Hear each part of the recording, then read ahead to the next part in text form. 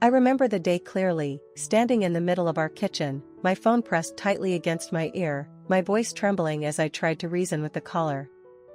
"I'm sorry, I desperately need a significant amount for my business. Please understand," I pleaded, the desperation in my voice palpable. The response was immediate and sharp, cutting through the air like a cold blade. "What? Your husband is in trouble and you're not going to help? Isn't that too cruel?" The accusatory tone stung, and I could feel my defenses rising, yet there was a part of me that wilted under the harsh words. "If you don't have the cash, why don't you just take out a loan or something?" the voice continued, relentless. I felt the weight of the word inconsiderate as it was hurled at me, a label I had struggled to shake off for years. "That's why you're such a pushover," he concluded, his words echoing the silent fears that often haunted my thoughts. As tears began to blur my vision, a softer, gentler presence enveloped me. It was Mary, my 17-year-old daughter. Her hands were gentle on my back, her touch a balm to the harshness I had just endured. "It's not Mom's fault," she said, her voice a stark contrast to the one on the phone. "The bad one is Dad. I can't forgive Dad for making Mom sad. I'll make him regret it." Her words moved me deeply, reminding me of the strength and resilience that lay within her, traits that she must have inherited despite the turmoil that surrounded her upbringing. Mary was right, it wasn't just about being assertive or not. It was about finding our way through the mess that life sometimes handed us. I glanced at the calendar, noting the upcoming date marked boldly, celebrating 20 years of marriage. A celebration that was meant to be filled with joy and nostalgia was now tinged with a bitter edge. Yet, Mary's plans to make it a grand event in her own way filled me with a mix of dread and anticipation. "It's sure to be a lovely hell," she had said with a fire in her eyes. Looking back at the trajectory of my life with Ryan, from those early days as fresh graduates thrust into the chaos of a demanding job market, to the evenings spent venting over drinks, it felt like a lifetime had passed.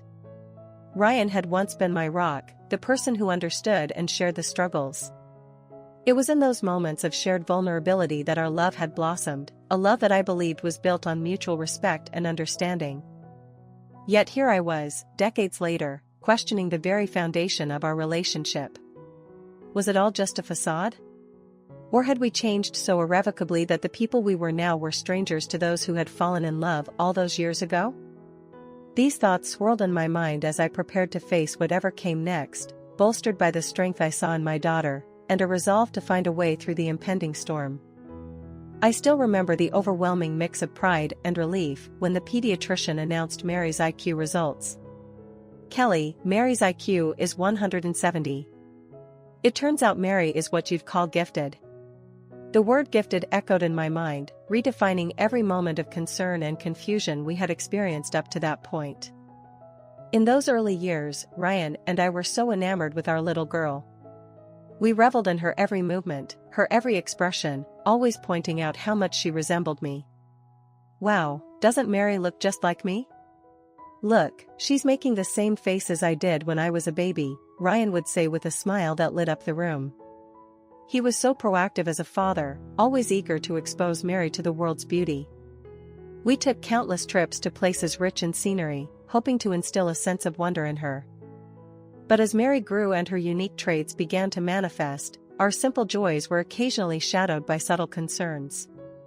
I remember the day I went to pick her up from daycare, and her teacher shared some observations that nudged at my anxieties. "Today we read a storybook, but Mary asked questions about everything she wondered about in the story. It's good, but it makes it hard to keep the reading going," she explained. And there were other comments that made me pause. When Mary gets focused on drawing or reading storybooks, she doesn't respond even if you talk to her. The other day, she was so engrossed in her drawing, she ignored her lunch. At home, the situation mirrored daycare. Mary sometimes wouldn't touch her food when she was focused on something, which led to a conversation with Ryan about her development. "Maybe Mary's development is delayed. You know, Kelly, you're a bit like that too, right? She must have gotten that from you," Ryan joked, though his words stung a bit more than he probably intended. Despite his light-hearted tone, His suggestion that her development might be delayed lingered uncomfortably in the air between us. But I knew there was something more to Mary's behavior, something that wasn't just a delay or a quirk she had inherited from me.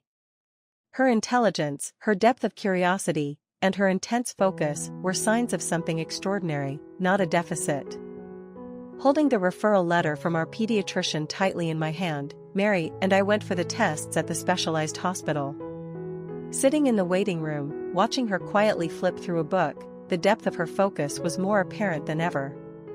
When the results came back, confirming that Mary was indeed gifted, it felt like a puzzle piece clicking into place. Her high IQ was not just a number, it was a window into understanding her better. It explained so much about her behavior, her needs, and how she perceived the world around her.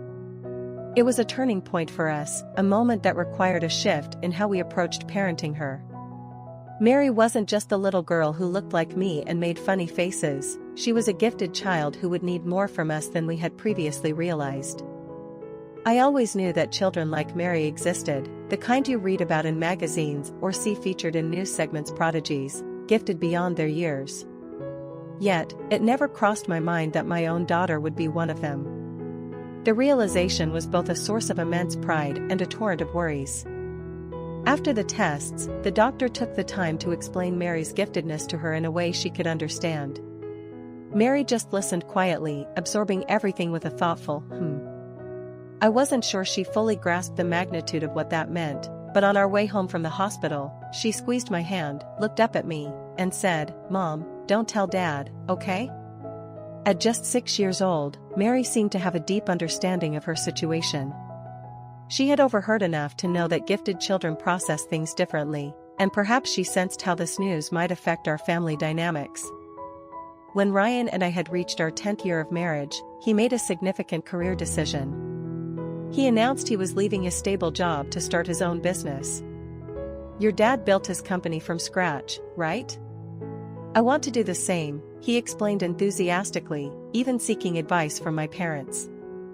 While I admired his ambition, I was fraught with concern over our financial stability, especially with Mary still in elementary school. My parents, however, saw his initiative in a positive light, appreciating his drive and dedication. They even offered startup funds to help him launch his business. With their backing, Ryan launched his venture, and soon, his presence at home became scarce. He was consumed with his new role, leaving me to manage both my job and the household. During this time, Mary's giftedness remained a secret between us. Ryan, still under the impression that Mary's development was somewhat delayed, was oblivious to her true capabilities. Mary preferred it that way, she felt safer with her father underestimating her, perhaps because it allowed her to navigate his expectations and ego more easily. Ryan's decision to rent a condo near his new company came as a shock, especially when I discovered it was funded by my father. This arrangement meant that Ryan's visits home became even less frequent. He argued that he was only at the condo to sleep and insisted there was no need for me to clean there, effectively shutting me out of that part of his life. Furthermore, Ryan's financial contributions to our household ceased. He rationalized that the business was still finding its footing and promised that things would stabilize soon. Despite these assurances, the burden of managing our finances fell entirely on me, making every day a balancing act of budgeting and prioritizing expenses. This financial strain added another layer of stress to our already complex family dynamics. Navigating this new reality, I focused on supporting Mary's development in every way I could, fostering her gifts while maintaining a semblance of normalcy at home. It became clear that our family was evolving in unexpected ways, with each of us adapting to the shifting sands beneath our feet. Ryan's promises to start contributing financially and to spoil us rotten hung in the air, untouched by reality. Despite his assurances, the financial burden remained squarely on my shoulders. I managed our household on my salary alone, often working overtime to ensure stability. The disparity between his promises and actions grew, deepening the gap in our relationship. Mary, on the other hand, adapted quickly to the smartphone I gave her, an old model of mine equipped with a new SIM card. "Don't worry, I won't use any harmful sites. I've got GPS and security all set up," she assured me with a level of responsibility that was beyond her years. One day, she casually suggested, "Shouldn't we put GPS on Dad's phone too?" Her question caught me off guard. I hesitated, masking my sudden surge of suspicion with a dismissive laugh.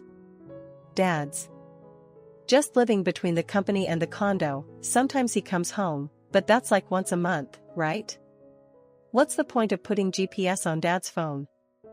I said more to myself than to her. Mary looked at me with a sad smile, her eyes piercing. "Mom, you really trust Dad, huh?"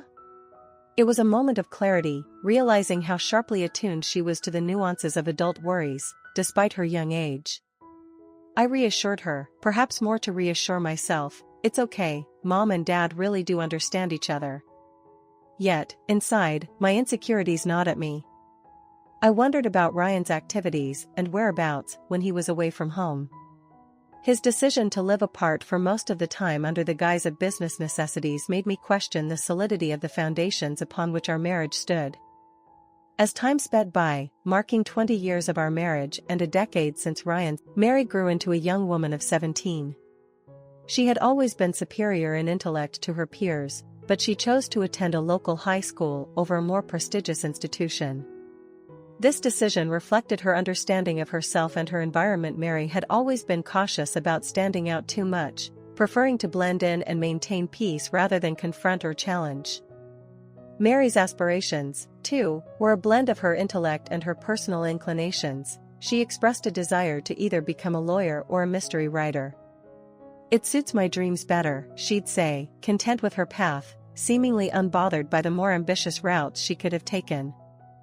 Ryan, for his part, remained unchanged in his habits. Despite his earlier boasts, he had never made a tangible financial contribution to our household. Instead, a few years into his business, he began asking me for money. Initially, these requests were for minor amounts, which I could handle from my savings without much strain. However, as time passed, his requests grew larger and more frequent. "Kelly, I'm sorry, I just need you to come up with some money this time. My business desperately needs a substantial amount, please," he would ask, now needing tens of thousands of dollars. Each request made it painfully clear that the financial and emotional distances in our marriage were widening. Despite everything, I found myself continuously navigating between supporting Ryan's dreams and protecting our daughter from the complexities of our strained relationship. The burden of maintaining our family's stability was heavy, and I knew decisions would soon need to be made to safeguard our future and Mary's well-being. Curiosity and a deep-seated frustration led me to make the decision to confront Ryan directly at his apartment. His persistent requests for money, despite still receiving support from my father, left me bewildered and deeply concerned. Each request for a large sum seemed more desperate than the last, and his suggestions that I should take out loans to assist him felt manipulative, leveraging my aversion to debt as a means to his ends. I had reluctantly dipped into the savings meant for Mary's future education, feeling the sting of each withdrawal. Mary, ever observant and wise beyond her years, had noticed the strain on me. Her disapproval of her father's actions had grown with each passing year, especially after their visits had dwindled to nothing more than occasional, brief encounters outside of the home.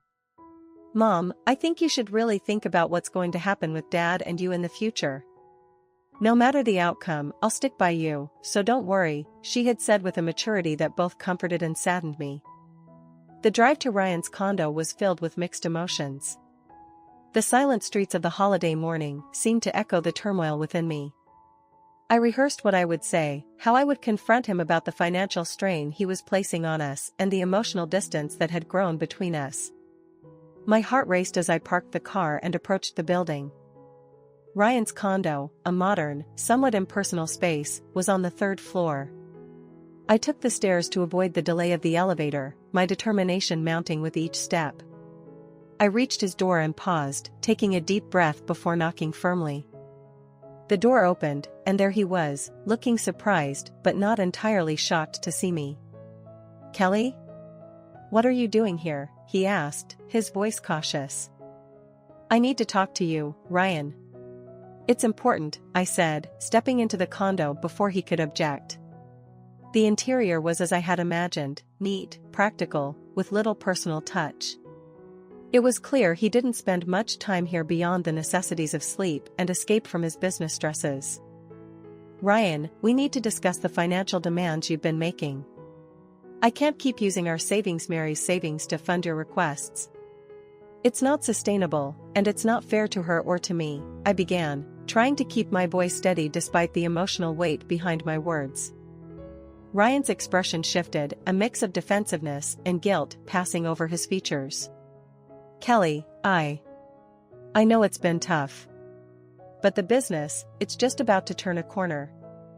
I just need a bit more to get through this phase," he replied, his usual rhetoric. "Ryan, you've been saying that for years. It's always just a bit more, but when is it going to end?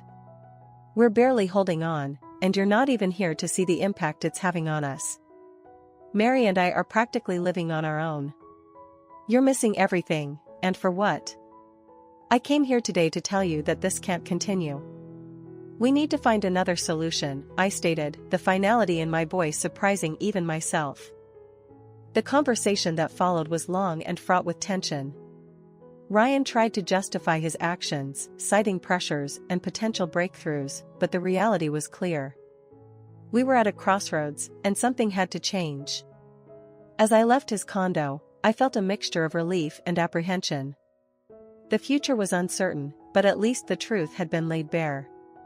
Today marked the beginning of a new chapter, one that would hopefully lead to a resolution for all of us. I sat there, stunned, the reality of the morning's discovery weighing heavily on me. Mary, perceptive as always, sat beside me on the sofa, her presence both a comfort and a reminder of the complexities we were entangled in. Her revelation that she had placed GPS on my phone too, just as she had suggested for her father's, brought a mix of emotions. It was an invasion of privacy, yet under the circumstances, it felt like a desperate measure for a daughter trying to protect her mother. As I absorbed the shock of her foresight, Mary continued, her voice steady, "Mom, it's okay, tell me everything." I nodded, feeling the floodgates of my emotions about to open.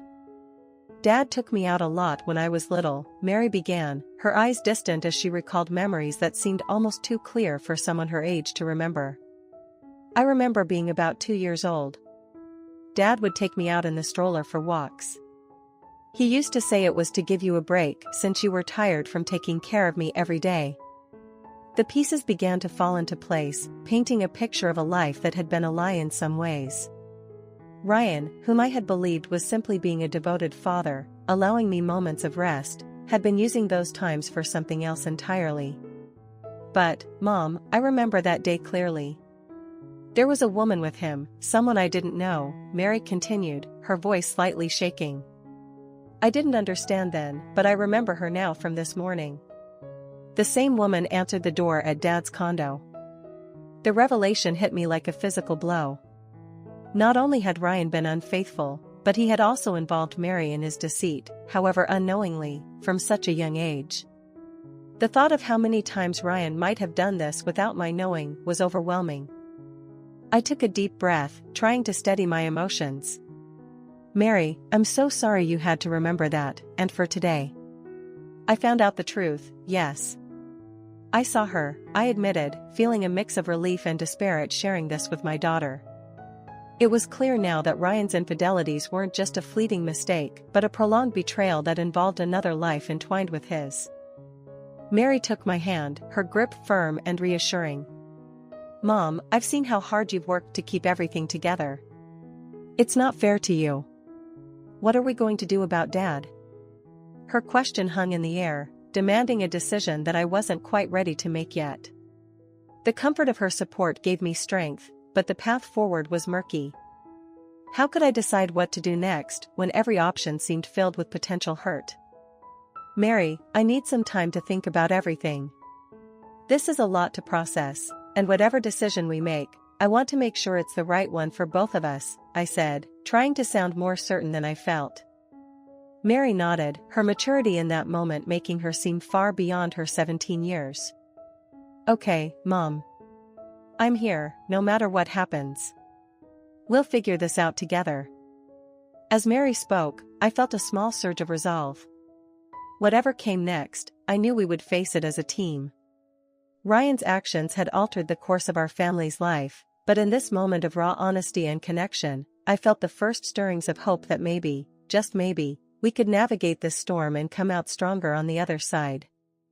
As I looked at the messages buzzing on my phone, a mix of disbelief and resignation washed over me. Here was Ryan, once again asking for money, oblivious to the storm he had stirred at home. How he had managed to plan a lavish vacation with his mistress on our 20th wedding anniversary, and still had the audacity to ask for more funds, was beyond comprehension. The photographs Mary showed me images capturing a decade of deceit. With Susan, our former colleague, whom I had once considered a friend, left me reeling. Each picture was a dagger, time-stamped evidence of the dual life Ryan had led while I worked to keep our family afloat. I felt a strange blend of grief and anger, emotions that Mary, in her precocious wisdom, seemed to have already processed. "Mom, I've known about Dad and Susan for a while," Mary confessed, her voice calm, almost clinical. "I kept taking these photos because I thought someday we might need them. To understand, or to make decisions." Her foresight was unsettling, yet awe-inspiring. Mary, with her gifted memory and keen sense of justice, had meticulously documented her father's infidelity, perhaps as her way of coping, or maybe as a means to protect us in the future. "It's not your fault, Mom," Mary repeated, seeing the pain etched on my face. Her reassurance was a small comfort, but it did little to ease the betrayal that throbbed in my heart. "The bad one is Dad. I can't forgive him for making Mom sad. I'll make him regret it," she declared, her determination fierce. Her next revelation about their upcoming celebratory trip, a celebration of deceit, as far as I was concerned, stirred a rebellious spark within me. "Shouldn't we let his mistress celebrate Dad's birthday alone? Why don't we also celebrate it grandly?" Mary suggested, a mischievous glint in her eyes. She seemed to relish the idea of turning the tables on her father, to expose him not through confrontation but through an act that would mirror his own duplicity. Caught up in the whirlwind of emotions and Mary's schemes, I realized that there was an unexpected strength in our bond. Mary, my brilliant and brave daughter, was not just a victim of our circumstances, but a proactive force in reshaping them. "If it hadn't been for meeting Ryan, I wouldn't have had you, Mary," I found myself saying, a smile breaking through the storm clouds of my emotions. It was a strange silver lining, but true nonetheless. Mary was the best part of our union, the one undeniable good that came from my marriage to Ryan. As I contemplated our next steps, the irony of planning a counter-celebration to Ryan's illicit getaway wasn't lost on me. It was bold, perhaps even a bit reckless, but it echoed Mary's earlier words about making Ryan regret his actions. In that moment, the pain of betrayal mingled with a rising sense of empowerment. Whatever we decided, it was clear that Mary and I were in this together, ready to face the future as a team, no longer just the victims of Ryan's selfishness, but as architects of our own, defiant response. As Mary opened the video site on the tablet, my heart raced with a mix of anticipation and anxiety. It was a bold move, one that Mary had orchestrated with precision, reflecting her sharp intellect and deep understanding of the situation. She navigated to a live stream, a tool she planned to use to expose Ryan's duplicity in a way that would be undeniable and public. "We're going to live stream our own celebration, Mom," Mary had explained earlier. "We'll show Dad and Susan just how aware we are of their betrayal. It's about reclaiming our dignity and showing them that we are not just passive observers in their narrative." As I watched Mary set everything up, my thoughts wandered back to the early days with Ryan, filled with promises and potential. How had we come to this point? How had the man who once vowed to build a life with me, to raise our daughter in a loving home, strayed so far from those pledges? The tablet screen flickered to life, showing the camera feed of the scenic spot we once visited as a happy family. It was a place that held memories of laughter and shared dreams, now tainted by Ryan's actions. We weren't there just to revisit old wounds, we were there to create a new narrative, one where Mary and I were empowered, not victimized. "Okay, Mom, we're live," Mary whispered, her voice a mixture of excitement and solemnity. She had set the scene perfectly, with the backdrop of the scenic locale behind us, echoing a happier time, yet underlining the stark contrast of the present. I took a deep breath, steadied by Mary's presence. We started by recounting some of our happiest memories at this place, subtly weaving in the narrative of how those memories were now colored by Ryan's betrayal. This was where Ryan promised that we would always be a family, that we'd come back here together. But today, he chose to be here with someone else, not with his family, I shared, my voice steady but charged with emotion. As we spoke, comments began flooding in. People were empathizing with our situation, expressing shock and support. It was a strange feeling, sharing such personal grievances in such a public forum, but it felt cathartic, like shedding the weight of secrecy and shame that Ryan's actions had imposed on us. Mary then shifted the conversation towards a more empowering message, emphasizing resilience and self-respect. We are here to show that we are strong, independent, and more than capable of moving forward, she declared, her voice confident and inspiring. As we wrapped up the stream, I felt a sense of liberation. We had taken control of the narrative, exposed the truth, and, in doing so, reclaimed a part of our lives that Ryan had tried to overshadow with his deceit. It was not just about making Ryan regret his actions, it was about showing that we were not defined by them. After turning off the live stream, Mary and I sat back, the weight of our actions settling in. We did it, Mom. We really did it, Mary said, a proud smile spreading across her face. Yes, we did, I replied, feeling a mix of relief and resolve. The road ahead would undoubtedly be challenging, but as I looked at Mary, her strength and brilliance shining through, I knew we were ready to face whatever came our way. Together, we had turned a day meant for deceit into one of empowerment and truth. Mary's plan was unfolding with a precision that left me in awe of her cunning and strategic mind. The plaza, now alive with the buzz of the flash mob and the unsuspecting audience, served as the perfect backdrop for what was about to transpire. Ryan, clearly flattered by the unexpected attention, was about to receive a birthday surprise he wouldn't soon forget. As the clown, who had orchestrated the crowd into a jovial tribute for Ryan, approached him, I could see the slight, smug expression on Ryan's face from the video feed. He seemed to relish being the center of attention, likely interpreting the event as another adulation of his perceived charm and charisma. He really thinks this is just a birthday surprise, I muttered under my breath, a mixture of disgust and anticipation churning within me. Mary nodded, her eyes glued to the screen, a sly smile playing on her lips. Watch this, Mom, she whispered, her tone tinged with a vindictive satisfaction.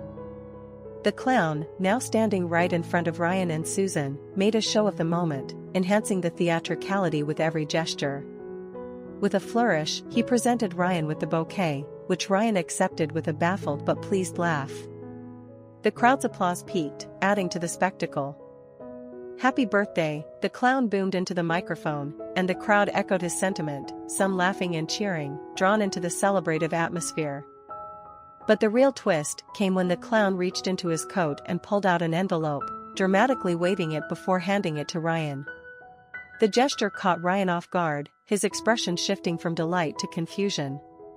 The music, a lively rendition of the Happy Birthday song, played on, providing a cheerful soundtrack to the unfolding drama. Ryan, with a cautious curiosity, opened the envelope. The clown backed away, giving him space, his eyes twinkling with mischief as he watched Ryan's face. Inside the envelope, Ryan found not a birthday card or a voucher, as one might expect, but a series of photographs, the very same ones Mary had shown me, evidencing his long-standing infidelity. The images were clear, undeniable proof of his duplicity, printed and presented for him to confront in the most public and humiliating way. As Ryan's face drained of color, Susan, oblivious until that moment, peered over his shoulder. Her reaction was immediate and shocked, her hands flying to her mouth as she realized the gravity of the situation. The plaza, once filled with the sounds of celebration, seemed to quiet down, the crowd's mood shifting as they sensed the tension. Now everyone knows, Ryan, Mary said into her phone, directing the last part of the flash mob. The clown, still in character, gestured theatrically towards Ryan and Susan, making it clear that this performance was specially designed for them. The crowd, picking up on the drama, began to murmur and whisper among themselves, their claps turning into hushed tones as they realized they were witnessing a personal drama unfold in real time. Ryan, utterly humiliated, looked around desperately, as if seeking an escape. But there was none. Every exit was just another path filled with eyes, all fixed on him. Susan, equally embarrassed, stood frozen beside him, her earlier poise shattered by the revelation. Mary, satisfied with the execution of her plan, finally turned off the feed. "It's done, Mom. Everyone saw it, everyone knows. He can't hide from it now." I sat back, a complex storm of emotions whirling inside me. Pride in my daughter's fierce spirit, sadness for the necessity of such an action, relief that the truth was finally out, and a deep, resounding finality that things would never be the same again. Ryan's birthday, meant to be a celebration, had turned into a spectacle of his own making, a splendid hell indeed. Standing outside Ryan's hotel room, marked 11:02. The reality of the situation began to truly set in. Hearing his voice raised in argument, so different from the polished facade he usually presented, was both shocking and oddly satisfying. Mary stood by my side, a look of determination on her face, reminding me that we weren't just passive spectators to Ryan's duplicity, we were actors in this unfolding drama, ready to confront and perhaps finally close this painful chapter of our lives. "It's all because you ran away there, making me look even more like the bad guy. It's humiliating. It's your fault. What if my family finds out?" Ryan's voice carried through the slightly ajar door, his tone a mix of accusation and panic. Susan's retort was sharp and equally loud. "You always said the kid's not bright enough to figure it out and blabbed away, right? It's always been like this since back then." Mary and I exchanged a glance, her expression grim but resolute. The words stung. The dismissal of Mary's intelligence and awareness was a stark reminder of just how little Ryan respected those around him. The irony was not lost on us, considering Mary's astute planning and execution of today's revelations. "Come on, Mom, let's move on to the next part of the plan," Mary said, pulling me gently by the arm towards the slightly open door. As we paused at the door, I felt a surge of nerves mixed with a fierce protective instinct. Mary's plan, bold and revealing, was about to reach its crescendo, and I knew there was no turning back now. We were here to confront Ryan, to show him that his actions had consequences, that the pain he had inflicted was real and profound. I gently pushed the door, the gap allowing us to see into the room. Ryan and Susan were caught mid-argument, their faces flushed with emotion. The sight of us momentarily stunned them into silence. Ryan's eyes widened in shock, his mouth opening but no words coming out. Susan looked from Ryan to us, her expression one of dawning realization and fear. "Ryan, you've been living a lie, and it's time we all faced the truth," I began, my voice stronger than I felt. "Mary and I know everything. The trips, the lies, the deceit. It ends now." Mary stepped forward, her presence commanding. "Dad, your actions have hurt us more than you can imagine. But we're not here to suffer in silence or let you manipulate us anymore. We're taking control of our lives." Ryan seemed to shrink back, the bravado and confidence he so often displayed melting away under the weight of our confrontation. Susan, meanwhile, looked between us, her earlier defiance crumbling as she realized the depth of the betrayal and its unfolding consequences. The confrontation was intense, the air thick with tension and unspoken grievances. Mary and I stood united, our resolve unwavering as we faced Ryan and the mess he had created. After a few moments of tense dialogue, where accusations and regrets were exchanged, it was clear that the relationship dynamics within our family had irrevocably changed. Ryan's actions had set in motion events that could not be undone, and the path forward would be one of healing and restructuring. As we left the room, Mary squeezed my hand, a silent gesture of solidarity and strength. Whatever came next, we would face it together, no longer as victims but as survivors, ready to rebuild and move forward with our lives. This confrontation, painful as it was, marked a turning point, a moment of empowerment and reclaiming of our own narratives. As Ryan's feeble attempts at justifications crumbled under Mary's incisive questions, the atmosphere in the room thickened with tension. It was clear that Ryan's constructed reality was falling apart, layer by layer, as his daughter pierced through his defenses with the precision of someone who knew too much for too long. "Dad, is it okay to speak to Mom like that? Do you know how much she has struggled these past 10 years? And on top of that, you cheated on her and begged her for money. You're really the worst." Mary's words were sharp, her tone a mix of disbelief and indignation. Ryan's face registered shock, perhaps at being called the worst by his own daughter, but more so because he was being confronted with the raw truth of his actions in front of the very people he had hurt the most. Susan, who had tried to maintain a facade of detachment, clicked her tongue and her discomfort grew palpable as the accusations flew. It was clear that she too was unprepared for the depth of Mary's knowledge and the ferocity of her delivery. "Dad, I know everything. This person isn't just a secretary, you've been with her for 10 years, right? I remember when we went to the apartment, she was there. And this person," Mary gestured towards Susan with a pointed look, "she told me I'm lucky I don't resemble my mom. I was young, but I thought, who is this lady? It was so rude. I remember it very well." Susan grimaced, her expression shifting as she took a step forward, perhaps in a mix of defense and guilt. Reflexively, I pulled Mary closer, an instinctual move to protect her from what could be Susan's approaching anger. Yet, Mary continued undeterred, her next words slicing through the tension. "Besides, Dad has been cheating with various people right after marrying Mom. I remember when you said you were going for a walk, you were actually meeting with women." Ryan, caught off guard by Mary's revelations, looked at her with a puzzled expression, his mind struggling to align the image of the daughter he thought he knew with the assertive young woman confronting him now. "Wait a minute, how could Mary remember such old things?" he stammered, his confusion palpable. "Ryan," I interjected, my voice firm, yet tinged with a sadness born from years of deception, "it's the opposite. Mary has a great memory. She remembers everything, whether it's you meeting with various women since a long time ago, being with Susan for the past 10 years, or even the trips we took together." Ryan's face fell, the reality hitting him hard.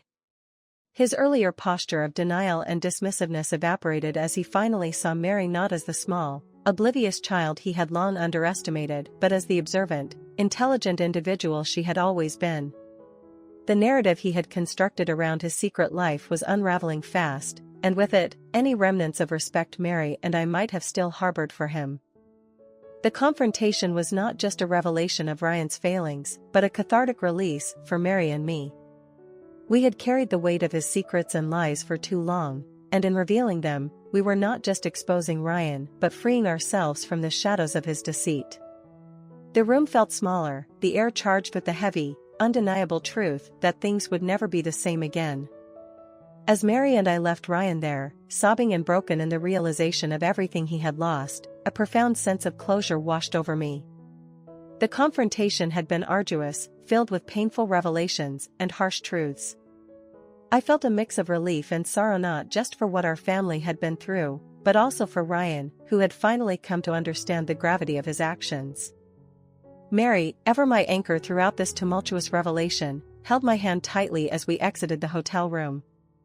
Our steps echoed down the hallway, a somber but determined rhythm as we moved away from the past and towards our future.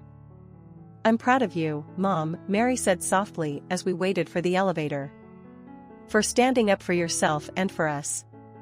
It's been hard, hasn't it?" "It has," I admitted, squeezing her hand in return. "But having you by my side made all the difference. We can start new now, just the two of us." The elevator arrived, and as we stepped inside, I felt the weight of years of deceit and struggle begin to lift. The doors closed on that chapter of our lives, and as we descended, I thought about what was to come. "We'll need to talk to a lawyer about the divorce," I mused, considering the practical steps ahead. "And we'll need to figure out our living arrangements, finances, there's a lot to sort out." Mary nodded, her face set in a mature, resolute expression. "We'll manage, Mom. We always do.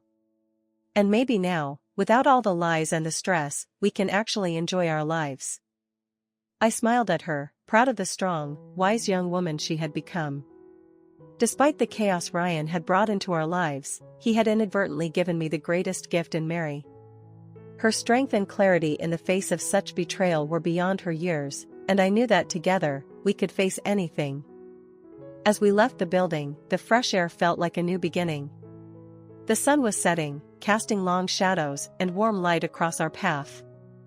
We walked in silence, each of us processing the events of the day and what it meant for our future. Life would undoubtedly be different, perhaps challenging in new ways, but also filled with potential for happiness and peace we hadn't known in a long time. As we reached our car, I looked over at Mary, her profile etched against the dying light, a symbol of hope and renewal. "Let's go home, Mary," I said, unlocking the car. "Yes, let's go home," she echoed, a smile touching her lips. And with that, we drove off, leaving behind the shadows of the past, driving towards the light of our new future.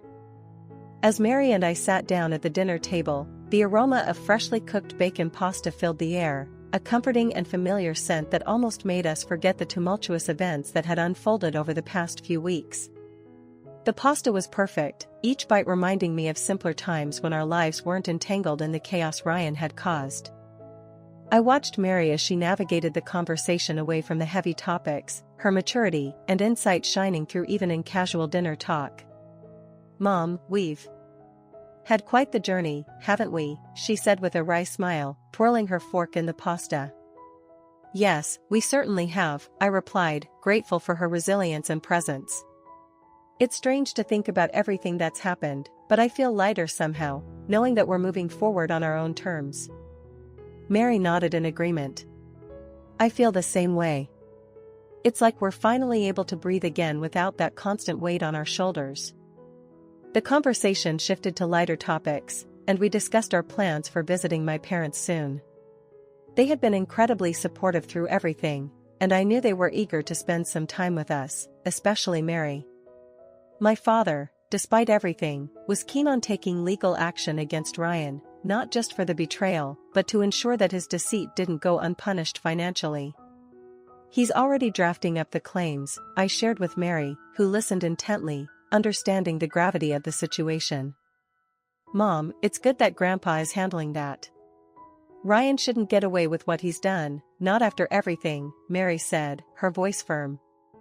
Her sense of justice was one of the many things I admired about her. As we finished our meal, Mary brought up her plans for the future. "So, Mom, about being a teacher, dash." I laughed, cutting her off playfully. "Right, teacher in training, isn't it? I remember. You're going to be great, no matter when it happens." Mary grinned, tapping on her phone. "Actually, I just checked online. The results are in. I got into the teacher training program." "Really? That's wonderful," I exclaimed, overjoyed at her success. "Mary, you're going to make an incredible teacher." She beamed, pride and excitement lighting up her features. "Thanks, Mom. It's a new beginning, isn't it? Not just for me, but for us." As we cleared the table, the sense of normalcy was comforting.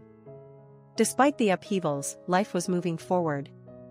Mary's new journey into teaching was just one of many paths unfolding before us, filled with potential and promise.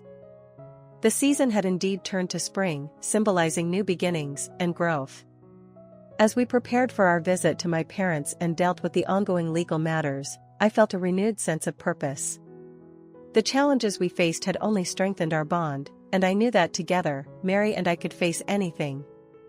Looking back, I could never have predicted how our lives would unfold, but I was profoundly grateful for Mary's presence and her incredible mind that had navigated us through the darkest times. Now, with spring in full bloom, our paths were clear, and our hearts were ready for what. Hola, suscríbete a Historias Vitales para no perderte nuevas historias. Mi esposa había estado trabajando en su proyecto especial durante 4 meses ahora. No era su proyecto personal, pero ella era la persona principal y responsable de su éxito. El proyecto estaba diseñado para salvar a su empresa, Bixler Enterprises. Los últimos 4 meses habían sido difíciles porque se vio obligada a trabajar duro. Era importante tanto para ella como para la empresa. Había una buena posibilidad de que Bixler Enterprises quebrara si el proyecto no se completaba. Sara tenía una licenciatura de Albrecht y un MBA de Wharton. Era la más inteligente de la familia. Yo empecé a trabajar como mecánico de autos justo después de la secundaria y después de 21 años seguía siendo mecánico de autos. No me importaba porque me gustaba el trabajo y pagaba bien. Era suficiente para pagar la universidad de Sara y criar a 2 hijos. No vivíamos lujosamente, pero estábamos bien. Los niños ya se habían mudado, y las cosas iban bastante bien con nuestros ingresos. Sara quedó embarazada 3 meses después de casarnos a la edad de 18 años. Durante los primeros años de nuestro matrimonio, vivimos con mis padres. Ellos tenían una gran casa vacía ya que 4 de mis hermanos se habían mudado. Eso significaba que teníamos una niñera mientras Sara completaba sus primeros años de universidad.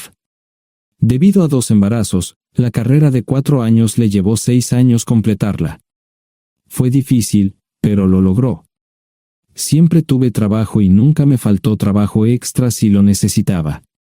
Después de que Sara se graduó de Wharton, alquilamos nuestro propio lugar. Tuvo ofertas de trabajo de varias empresas grandes, pero todas requerían que nos mudáramos.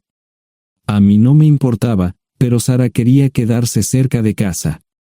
Por eso decidió trabajar en Bixler Enterprises. Pagaba bien, pero lo más importante, le daba responsabilidad y la oportunidad de avanzar. Sara era una empleada trabajadora y dedicada. La presentación es el jueves en el Hotel Thyssen en Filadelfia. Tomé unos días libres en el trabajo para ayudarla según fuera necesario. Al final, todo lo que logré fue hacerle algo de comer cuando llegaba a casa. No sabía nada sobre su trabajo, ni tampoco quería saber, los negocios corporativos de alto nivel me aburrían. Empresarios de Europa, Asia y América del Sur venían aquí, la empresa pagaba sus boletos de avión y proporcionaba habitaciones en el Hotel Thyssen mientras estaban aquí. Era caro como el infierno, y por algunas cosas que Sara había dicho, la empresa estaba sobreestimando sus finanzas. Su presentación era importante para ella, para la empresa y para más de 200 empleados. Hasta el martes por la noche, todo iba bien. Sara llegó a casa con un traje nuevo, un traje gris con una blusa blanca. Desplegó todo lo que necesitaba en la cama de la habitación de invitados. Cuando se trataba de la limpieza de la casa, ella era normal, pero cuando se trataba del trabajo, era meticulosa. No entendía por qué necesitaba sacar su ropa interior de lujo, pero no dije nada. Además de su traje para la presentación, tenía varios vestidos de cóctel lindos para eventos sociales antes y después del evento. Siempre había evitado tales eventos, pero me sentía obligado a ir con ella si ella quería que lo hiciera. Me agradeció la oferta, pero dijo que no era necesario. Todos los materiales y equipos que necesitaba estaban guardados ordenadamente en el maletero de su Volvo. Antes de salir del trabajo, ella misma conducía el coche para asegurarse de que todo estuviera en perfectas condiciones. Tenía todo el día miércoles para prepararse y toda la noche del miércoles para socializar con sus invitados. Sara era tan buena en lo que hacía que sentía que habría sido mejor si simplemente me hubiera mantenido alejado de ella. Finalmente, había terminado. Lo había revisado y vuelto a revisar todo. Todo lo que necesitaba ahora era una ducha caliente y una buena noche de sueño. Supongo que mi error fue que empecé a revisar sus cosas después de que Sara comenzara a ducharse. Pensé que estaba ayudando, pero resultó ser lo contrario. Estaba moviendo cosas en la cama cuando un pequeño sobre blanco cayó del bolsillo lateral de su bolso de maquillaje. Una carta de una farmacia, pero no del tipo que solemos usar. Dentro había 10 pastillas. No tenía idea de qué era, Pren, y las instrucciones eran confusas. Si es necesario, tomar una pastilla y luego una segunda pastilla 12 horas después. Pensé que podría ser algo que ella había conseguido para la ansiedad o los nervios, pero las instrucciones no tenían sentido. La receta estaba escrita a su nombre el lunes. Volví a poner el sobre en su lugar mientras ella terminaba de ducharse. Decidí que quería saber más sobre Pren antes de contarle sobre ello. Por supuesto, si lo mencionaba, significaría que estaba revisando sus cosas. Odio los dilemas. Mientras Sara se preparaba para dormir, fui a nuestro ordenador doméstico y busqué. 10 minutos después, me uní a mi esposa bajo las sábanas. Pasé toda la noche despierto, preguntándome por qué mi esposa había recogido una receta para la píldora del día después, especialmente después de que me hicieran una vasectomía hace 10 años. A la mañana siguiente, me levanté temprano, pero no estaba descansado. Di un largo paseo, esperando que despejara mi mente. Me dirigí hacia casa con reticencia, temiendo lo que podría hacer o decir cuando llegara allí. Mi hijo Joe se unió a la Marina después de la escuela secundaria y estaba en su primer año en San Diego. Nuestra hija Gloria se casó con su amor de la infancia el año pasado y acababa de mudarse a Dallas. Eso dejaba solo a Sara y a mí. Echaba de menos a los niños, pero esperaba envejecer con mi esposa. Ella era la única mujer que me había interesado, y ahora todo estaba. Si Sara estaba teniendo una aventura, lo ocultaba bien. Por supuesto, nunca la vigilé. Nunca miré sus correos electrónicos o llamadas telefónicas. No tenía razones para hacerlo. No tenía forma de saber qué estaba haciendo en el trabajo o después del trabajo. Confiaba en ella completamente. Ion, ¿dónde demonios has estado? ¿Quieres huevos o algo? No, solo café. No me sentía con muchas ganas de hablar. ¿Qué pasa, cariño? Solo son 3 días. Puedes venir si quieres, pero te aburrirás como una ostra. No, realmente no quiero ir, pero odio dejarte sola. Me preocupo cuando no estás aquí. Es muy dulce, querido, pero estará bien. No voy a salir del hotel en todo este tiempo. Pasaré la mayor parte del día asegurándome de que la sala de conferencias esté lista, y esta noche tendré una agradable charla con nuestros posibles clientes. Mañana, probablemente ni siquiera tendré la oportunidad de ir al baño. Llegaré a casa lo más temprano posible el viernes, te prometo un gran fin de semana si sabes a lo que me refiero. Todo eso suena bien, pero no puedes culparme por preocuparme. Soy un mecánico de autos, y tengo una esposa hermosa y exitosa. A veces tengo la sensación de que estás menos interesada en mejorar nuestra situación familiar que en avanzar en tu carrera. Detente, maldita sea, Ion. Siempre he respetado lo que haces para ganarte la vida y nunca he insinuado lo contrario. Criaste a 2 grandes niños y me pusiste a través de la universidad. Eres un gran esposo, un gran padre y un buen proveedor, y nunca olvides eso. Terminé mi café mientras ella recogía la mesa. ¿Quieres que te llame? No, no es una buena idea. Tendré el móvil apagado, y voy a apagar el teléfono de la habitación por la noche para poder dormir. Te llamaré siempre que pueda. La ayudé a cargar el coche, era tan meticulosa con eso como con todo lo demás. Trabajando, le llevaría 3 horas llegar al Hotel Dicen. Me quedé en el porche y la vi marcharse. No me molesté en preguntarle por las pastillas. Pasé el resto de la mañana en el porche. No recuerdo haberme preocupado tanto como ahora. Me sentía pequeño e insignificante. Me sentía fuera de mi liga. Era un tipo de pueblo con un trabajo mediocre y una esposa exitosa. Era una combinación equivocada. Debería haberlo notado antes. Me sentía estúpido. El mejor traje que tenía era una chaqueta azul y un par de pantalones. Al menos tenía algunas corbatas, aunque tenían 10 años de antigüedad. Acababa de terminar de vestirme cuando sonó el teléfono fijo. Oye, cariño, solo quería avisarte de que llegué bien. ¿Tuviste un buen viaje? Supongo que el tráfico no estaba demasiado denso. Estuvo bien. Te llamaré esta noche. Ahora tengo que irme. Estoy en la habitación 714, Sara. Puedo estar en casa de mis padres o en la de mis hermanos esta noche si quieres llamarme a mi móvil. De acuerdo. Suena el teléfono móvil. Te quiero, tengo que irme.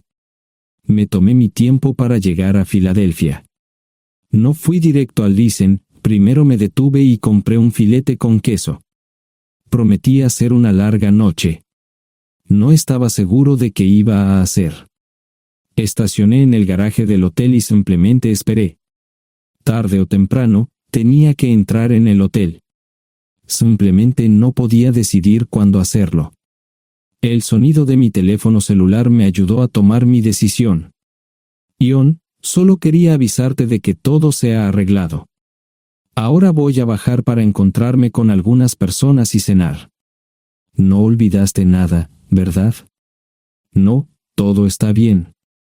Tengo todo en mi habitación para mañana. ¿Necesitas algo? No, Ion, relájate. Voy a apagar mi teléfono. Te llamaré mañana por la mañana. ¿De acuerdo? Ríe, diviértete. No es divertido, Ion, es trabajo. No parecía estar demasiado fuera de lugar. El vestíbulo, el restaurante y las salas de conferencias estaban llenos de gente, así que pude pasar desapercibido. Había un folleto pequeño y bonito que mostraba el diseño de todas las habitaciones del hotel. Me paseé por las diferentes habitaciones y me detuve en las paredes, mirando alrededor entre la multitud. No tenía ni idea de qué haría si Sara me veía. Lo averiguaría si y cuando eso sucediera. Encontré un tablero de eventos que enumeraba todas las habitaciones que estaban siendo utilizadas por los diversos grupos. Bixler Enterprises no tenía habitaciones disponibles para el miércoles por la noche. Esto me pareció interesante. Sara había dicho que no iba a salir del hotel, pero ahora no estaba tan seguro de eso. Había 3 comedores, familiar, informal y de alta cocina. A Sara no le gustaba mucho cenar con niños, así que fui primero al comedor informal. Solo me llevó 5 minutos asegurarme de que no estaba allí. Tuve mejor suerte en el salón gourmet, era una acogedora mesita encajada en la esquina, el tipo de mesa que la gente reserva para tener un encuentro privado. Sara llevaba un vestido de cóctel negro con un escote pronunciado y perlas, se veía elegante y su acompañante parecía apreciarlo. Conocía a algunas personas con las que trabajaba Sara, y él no era una de ellas. Me resultaba familiar, pero no había forma de que pudiera recordarlo. Había muchas sillas libres, así que no tuve problemas para cruzar la sala. Había velas y pequeños candelabros de cristal en las mesas. Apagué la mía y le dije al camarero que me molestaba por el glaucoma. Pedí el plato de pollo de siempre y me acomodé. El camarero me sirvió el café por tercera vez. Disculpe, el tipo en la mesa de enfrente me parece muy familiar. ¿Sabes quién es? Sí, ese es Malcolm Eugene Foote. Es miembro del Consejo Municipal, se espera que se postule para el Congreso en los próximos años. ¿Es esa su esposa con él? Es muy bonita. No, esta es la primera vez que la veo. Siempre usa esa mesa para señoras especiales, si me entiende. Simplemente le sonreí y pedí la cuenta. Nunca había visto a Sara tan sensual con un hombre antes. Parecía captar cada palabra que decía, como si fuera Dios o algo así. No estaban haciendo nada inapropiado, pero tampoco era platónico ni profesional. Cuando me fui, estaban terminando su segunda botella de vino. Ahora entendía por qué se había llevado su lencería elegante. Me acomodé en una esquina del vestíbulo para que no me vieran. 10 minutos después, salieron del restaurante. Ella le tomaba la mano mientras caminaban por el vestíbulo hacia el ascensor. Observé cuidadosamente los indicadores de piso. Que el ascensor se detuviera en el tercer piso era una buena señal, significaba que no lo había llevado a su habitación. Era una mala señal cuando el ascensor no llegaba al 7º piso, significaba que ella fue a su habitación. Por si acaso me equivocaba en algo, me senté en el vestíbulo y observé el ascensor durante 1 hora. La gente entraba y salía, pero Sara no estaba entre ellos. Saqué mi maleta vacía del coche y me dirigí al mostrador de recepción. Aunque podía demostrar que era su esposo, me costó trabajo conseguir una tarjeta llave. Se dieron después de llamar a la habitación, pero nadie respondió. Finalmente, estaba en camino a la habitación 714 con la tarjeta llave. Ni siquiera encendí las luces al principio, simplemente me senté en la oscuridad de la habitación durante más de una hora. No fue difícil asegurarme de que no regresara a la habitación. Primero, empacé todas sus ropas y pertenencias personales. No dejé nada atrás. Revisé el paquete de Preven, todavía quedaban 10 pastillas en el tocador. De manera muy ordenada, estaban todos los artículos que necesitaría para su presentación al día siguiente. Comencé a llenar la maleta. Había 24 carpetas promocionales especialmente encuadernadas y otras 20 carpetas regulares, todas ellas fueron a la maleta. Un proyector digital fue lo siguiente, seguido de una computadora portátil. Tomé su bolso y su celular, que había dejado en la habitación. Todo lo que tenía consigo era un bolso de mano y probablemente un tubo de lápiz labial. Di una vuelta por la habitación tan cuidadosamente como lo hizo ella para asegurarme de no perder nada. Una vez satisfecho, dejé las llaves del coche y mi anillo de bodas en el tocador. Aparte de esos dos objetos, la habitación estaba completamente vacía. El ascensor se dirigió directamente al estacionamiento, no tuve problemas para llevar 2 maletas, y 20 minutos después, estaba en la autopista rumbo al norte. Pasaban las 3 de la madrugada, no tenía idea de que había pasado tanto tiempo. 1 hora o 2 después, sonó mi teléfono celular, la identificación de llamadas mostraba el número del Listen. ¿Ion? Sí, ¿dónde estás? Estaré en casa pronto. Eso fue todo lo que dije. Hubo silencio en el otro extremo de la línea. Los vendedores tienen un viejo dicho, el primero que habla pierde. Pareció una eternidad antes de que ella hablara. Ion, lo siento. No preguntó nada y simplemente colgó. Apagué mi teléfono, era obvio que había regresado a su habitación. Más tarde ese día, tenía que dar una presentación que salvaría a su empresa y le daría un ascenso. Metí las maletas en el desván del garaje. Sara nunca iba allí y nunca pensó en buscar algo allí. Por supuesto, en este punto, estoy bastante seguro de que no importaba. Primero, recogí todas mis ropas y pertenencias personales. La mayoría de los hombres tienen sus propias herramientas, generalmente es un requisito para el trabajo. Pasé por la tienda, cargué las mías en el Subaru y recogí mi último cheque de pago. Para entonces, los bancos ya estaban abiertos, no tuve que hacer ninguna manipulación financiera complicada.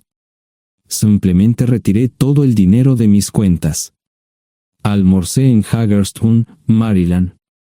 Tenía suficiente dinero para vivir durante unos años, pero sabía que estaría buscando trabajo muy pronto.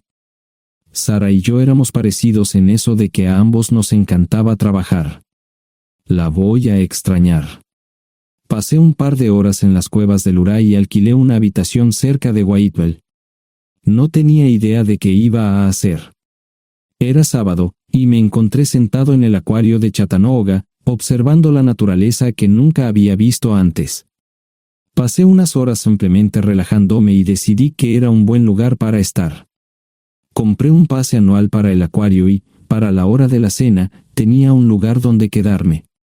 Era un remolque móvil en el parque, pero estaba amueblado y era económico. No necesitaba mucho. La primera cosa que haría el lunes por la mañana sería conseguir un trabajo. Un buen hombre de mantenimiento siempre puede conseguir un trabajo, especialmente si está dispuesto a trabajar duro. Podría permanecer discreto hasta que fuera el momento de renovar mi licencia de conducir o las etiquetas del coche. Me preocuparé por eso cuando llegue el momento. El domingo por la tarde, llamé a Gloria. Me sentí obligado a informarle sobre lo que estaba sucediendo, pero Sara ya se lo había contado. Fue bastante franca con Gloria sobre lo que había pasado. Dijo que había engañado, que la sorprendí, que me fui y que ella perdió su trabajo. Me sentí mal porque ella perdió su trabajo, pero ese era el precio que tenía que pagar. Le pedí a Gloria que le dijera a Josh lo que estaba sucediendo la próxima vez que hablara con él.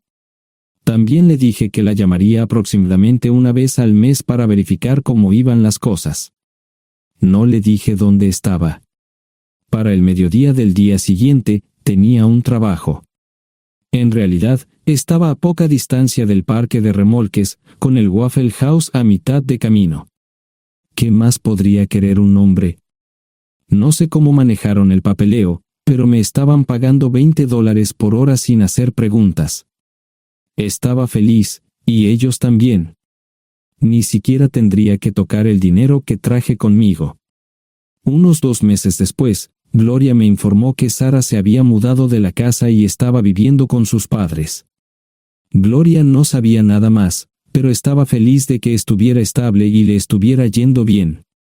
Josh me llamó desde San Diego solo para informarme que iba a hacer un crucero. Era técnico en aviónica en un portaaviones, intentó explicar qué hacía exactamente, pero estaba más allá de mi comprensión. Nunca supe mucho sobre cosas técnicas. Ambos tuvieron cuidado de no decir nada malo sobre su madre, aprecié eso. Después de eso, todo siguió como siempre. Comencé a hablar con Gloria al menos semanalmente, Josh y yo comenzamos a enviar correos electrónicos regularmente. Gloria hablaba regularmente con Sara, pero decía muy poco sobre lo que estaba haciendo o dónde estaba. Nunca presenté la solicitud de divorcio, y parece que Sara tampoco lo hizo. Tengo una licencia de conducir de Tennessee y las etiquetas en el Subaru. Comencé a frecuentar un bar local un par de veces al mes y tuve encuentros casuales, 2 mujeres se alternaban como mis compañeras nocturnas regulares. No buscaban compromisos, y yo tampoco, parecía funcionar bien para todos nosotros. La vida era buena. Eso fue hace mucho tiempo, y gradualmente olvidé a Sara. Con el tiempo, el Subaru comenzó a darme problemas, había olvidado cuánto tiempo había pasado. Tenía más de 200,000 millas. Estaba reflexionando sobre esto con una jarra de cerveza un día cuando me di cuenta de que habían pasado casi 5 años desde que me fui de casa. Mantuve un contacto cercano con ambos hijos, Gloria ya tenía 2 hijos propios en este momento y quería que los visitara. Josh casi se casó con una mujer tailandesa, pero en el último momento, se negó. Por lo general, trabajaba 6 días a la semana y usaba el domingo para recuperarme del sábado por la noche, no había ninguna buena razón para que alguien llamara a la puerta de mi remolque a las 6 de la mañana de un viernes. Su grosería fue recompensada por un hombre medio desnudo abriendo la puerta, los calzoncillos del día son repugnantes, y la dama en la puerta, juzgando por la expresión en su rostro, estuvo de acuerdo conmigo. Ella apartó la mirada, pero su compañero no parecía impresionado. Norm habría usado pantalones, pero en un momento como este, los invitados me molestaron. Estamos buscando a John Terrell. No los conozco. Me llamo David Simmons, y esta es mi esposa Mara. Tenemos un problema y esperamos que nos puedas ayudar. Lo siento mucho, no trabajo a altas horas de la noche. Si necesitan algo relacionado con su auto, tendrán que ir a la tienda. Esto provocó varias miradas en blanco y finalmente una respuesta. No tiene nada que ver con tu trabajo, es más un problema personal. ¿Podemos entrar? El interior del remolque lucía desordenado, rara vez tenía invitados, así que rara vez lo limpiaba. Incluso mis novias insistían en que fuéramos a su lugar. Hagan como en su casa, déjenme ponerme los pantalones enseguida. Al entrar en el dormitorio, dejé la puerta abierta solo para mostrarles lo hospitalario que soy. También me puse una camisa. ¿Les gustaría tomar café? Solo tomará unos 10 minutos. Aparté algunas cosas del sofá para que pudieran sentarse, no hubo respuesta a la pregunta del café. Tenemos una hija adoptiva de 4 años y otra de 2 que necesita un trasplante de médula ósea, y esperamos que nos puedas ayudar. Estamos dispuestos a pagarte si es necesario. ¿Con mi médula ósea? No, queremos usarla y estamos dispuestos a compensarte por cualquier inconveniente. Creo que quieren comprarla. Estaba actuando como un listillo, y de repente me di cuenta de ello. Estas personas eran serias, tenían un problema real y estaban buscando ayuda. Lo siento mucho, no quise interrumpir. Por favor, continúen. Nuestra mejor oportunidad de encontrar un donante es un familiar cercano. Eres nuestra mejor esperanza. Mira esto. No quiero ser un grosero, pero creo que se equivocaron de persona. ¿Cuándo nació su hija? Cumplirá 5 años en julio. Marche Simons habló por primera vez, y sonó sincera. Odio ser el portador de malas noticias, pero me hice una vasectomía hace 15 años. No hay forma de que pueda ser su padre. ¿Por qué tu nombre estaba en el certificado de nacimiento? No puedo responder eso, tal vez deberían preguntarle a su madre. Esa afirmación fue recibida con silencio. Sentí pena por estas personas, pero no sabía cómo ayudarles. ¿Cuál es el nombre de la madre? Sarah Lise Terrell. No encontraba las palabras. Tal vez no debería haber tomado esas malditas pastillas de ella, por supuesto, entonces esas personas no tendrían una hija en absoluto. Todo lo que pensaba que había superado el dolor, y aquí está de nuevo, viejos recuerdos de mi esposa teniendo relaciones sexuales con ese maldito político de Filadelfia. Estaba empezando a olvidarlo todo, y ahora estaba de vuelta. Maldita sea.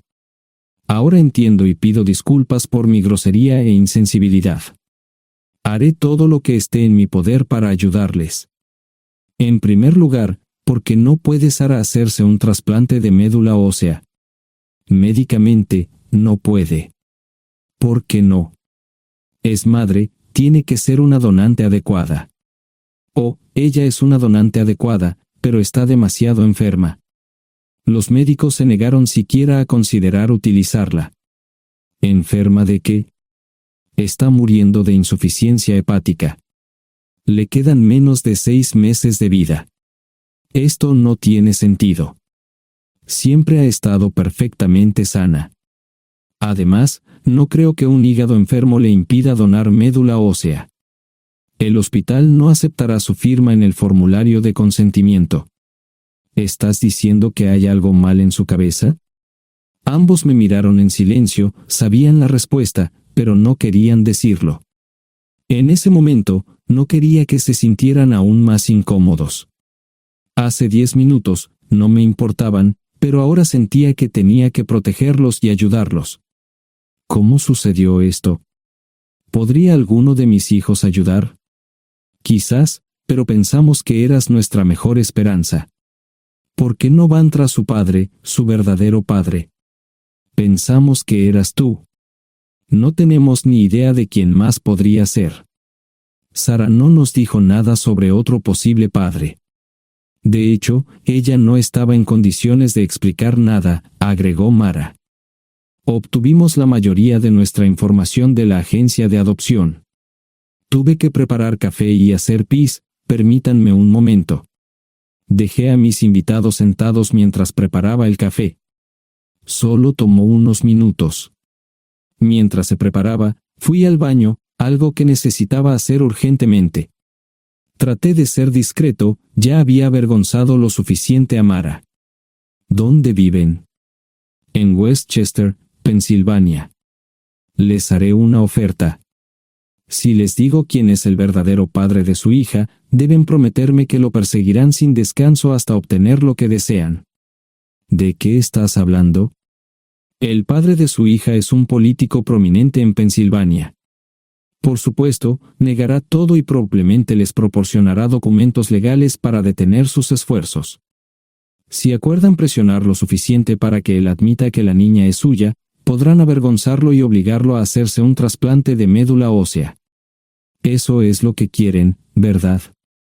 Sí, claro, pero ¿cómo hacemos eso? No lo sé. Soy mecánico. Trabajo con metal para ganarme la vida. Creo que la mejor manera sería utilizar la televisión, la radio y los periódicos. Los políticos harán cualquier cosa para evitar una mala publicidad. ¿Tienen amigos que puedan ayudar? Bueno, ahora ambos estaban sonriendo. Debo haber dicho algo que les dio esperanza. Creo que podemos hacer esto. ¿Quién demonios es él? Malcolm Eugene Foote. Se postula para el Senado de los Estados Unidos. Apuesto a que hará cualquier cosa para evitar una mala publicidad. El café estaba listo, pero David y Marshall no podían esperar para llegar a casa. Antes de irse, les dije cómo ponerse en contacto con Gloria y Josh en caso de que los necesitaran. Estaba seguro de que ayudarían. También les pedí que me dijeran dónde estaba Sarah. Probablemente estaría en Pensacola antes de que ellos regresaran a Westchester. Me corté el pelo y compré una camisa nueva. Sarah era una tramposa que arruinó mi vida, pero aún así quería lucir bien cuando la viera. Era otro remolque, pero esta vez era un bonito doble nuevo. Allí estaba su Volvo con una llanta desinflada y un parabrisas roto. La mujer que abrió la puerta no era Sarah, parecía que la habían empapado fuerte y la habían dejado empapada. Tenía al menos 45, tal vez 50, y debió haber tenido una vida difícil. La falta de maquillaje no ayudaba, y simplemente se veía horrible. No tuve la oportunidad de abrir la boca. Caray, si no es John Terrell. Nunca esperé verte aquí. Tuve que usar la vieja línea, me estás poniendo en desventaja. Sherry Hart. Pasa, entra. ¿Quieres una cerveza? No, pero gracias. Estoy aquí para ver a Sarah. Sherry cruzó la habitación y se detuvo en el buffet del comedor. Aquí está, John. Mírala todo lo que quieras. Su mano señalaba una urna de latón que estaba en el centro del buffet vacío. Supongo que llegué demasiado tarde. No me moví, solo me quedé mirando el contenedor frente a mí. ¿Puedo tomar una cerveza ahora? Sarah se mudó a Pensacola después de dar a su bebé en adopción. Compró el remolque con el dinero que recibió de Bixler Enterprises después de que la despidieron. Tenía una participación en las ganancias, 401k, y vacaciones y días de enfermedad.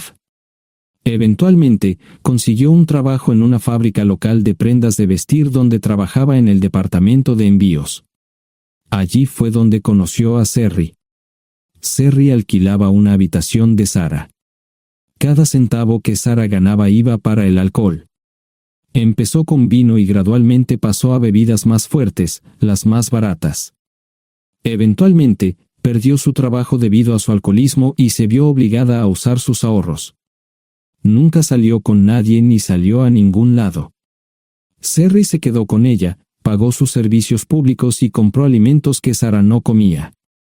Le llevó más de 3 años quitarse la vida.